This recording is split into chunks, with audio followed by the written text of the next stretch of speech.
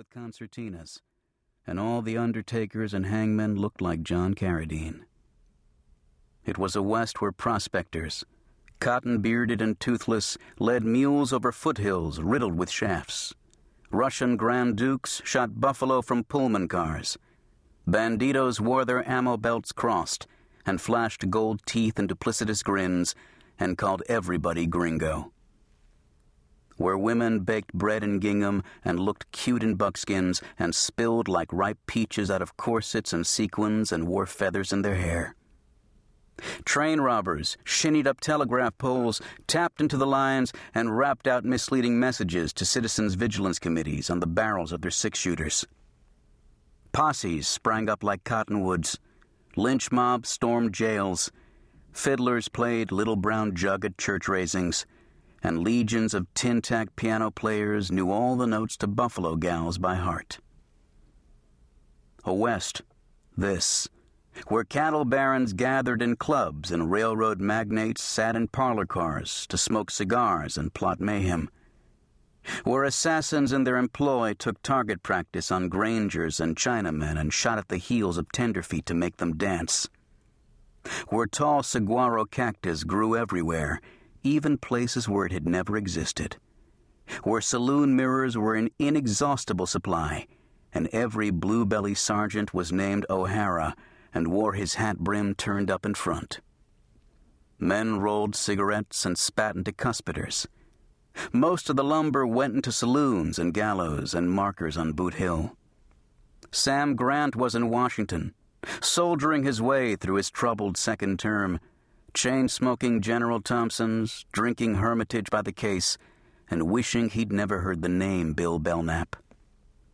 Lily Langtry was on tour. So were Lotta Crabtree and Jenny Lind, and Edwin Booth was performing as Prospero in Denver. Judges Bean and Parker adjudicated in Texas and the Indian nations. Ned Buntland guzzled Old Gideon, philandered with married women, and wrote reams of frontier claptrap that sold millions in New York and San Francisco. Wyatt Earp was in Dodge City getting a tooth pulled by Doc Holliday. Chief's Crazy Horse and Gall rested on the Powder River, watching old Sitting Bull smoking up dreams with a blend of open skepticism and hidden contempt. These things are matters of history, and bear no direct application to our tale, but they help set the stage for the rip-roaring action to come. It was a West of ruthless ranchers, patient housewives, crooked sheriffs, courageous pioneers, eager hellcats, leather-lung bullwhackers, scheming carpetbaggers, spinster schoolteachers, blacksmiths, gunsmiths, wheelwrights, farriers, dressmakers, swampers, gravediggers, and prostitutes with hearts of gold, also of ice and iron. 1 out of 3 men answered to Frank or Jack or Billy, regardless of whether his real name was Henry or Leander. The women all seemed to be either Sadie or Jane, and any cowpuncher worth his found knew which one to kiss and which to marry. Everyone seemed to walk around wearing a sandwich board advertising his or her true nature. Card cheat, music hall lecher, bushwhacker, army deserter, wife-beater, husband poisoner, snake oil merchant, newspaper rat, whiskey trader, reader of French novels. All wore the uniform of his station.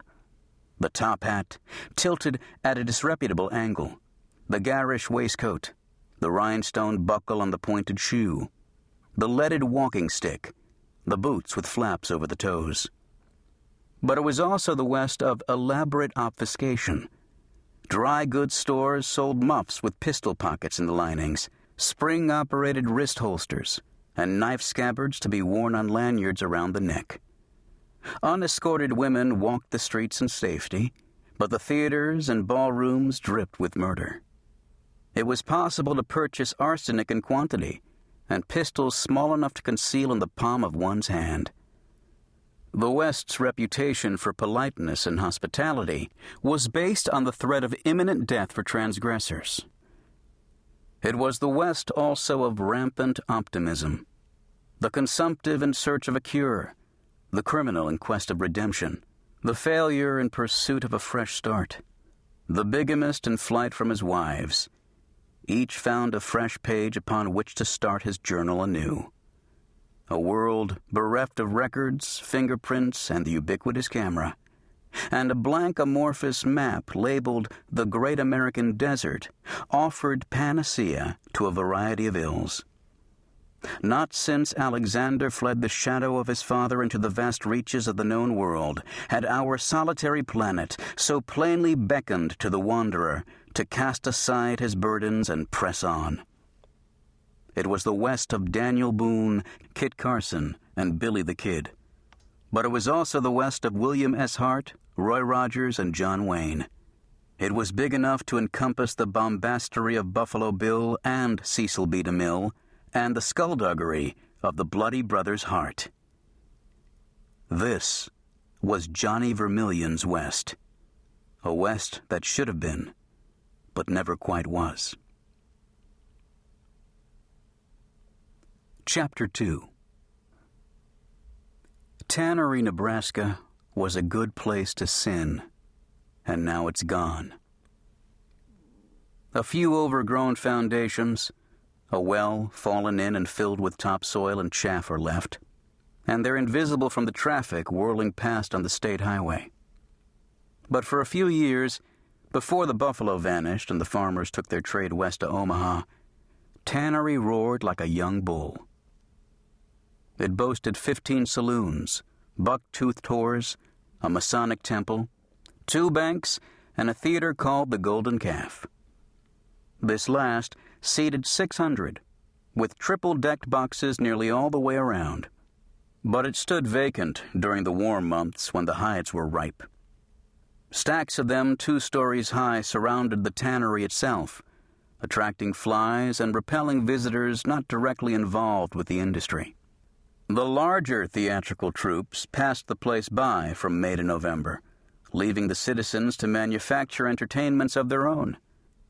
A sporting lady, known only as Roberta, once rode a tame buffalo named Ambrose into the tap room of the Metropolitan Saloon and halfway up to her quarters on the 2nd floor, when the stairs collapsed under the weight. But show me a ghost town without a buffalo-riding whore named Roberta in its past, and I'll show you a town that plain bored itself out of existence.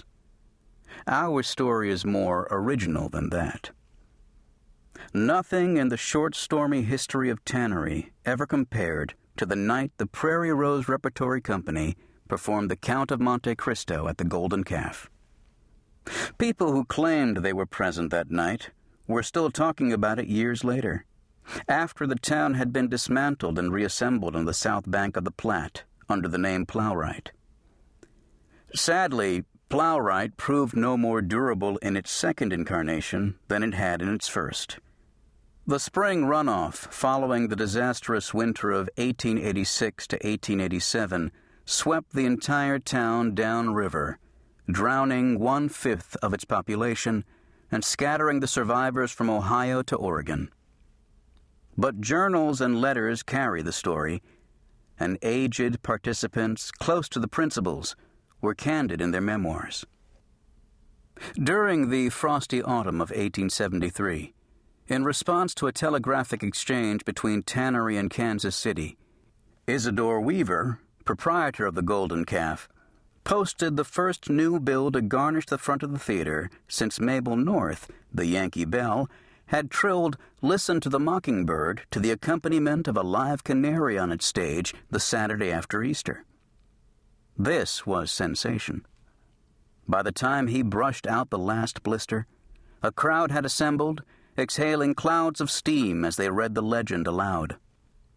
First winter tour, J.T. Vermillion's Prairie Rose Repertory Company presents The Count of Monte Cristo.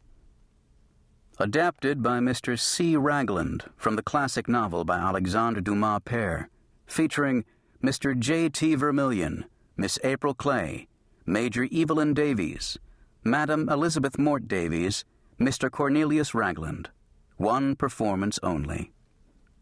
A separate notice was plastered across the bottom, informing interested readers that the play would take place Saturday, November 7th at 8 p.m.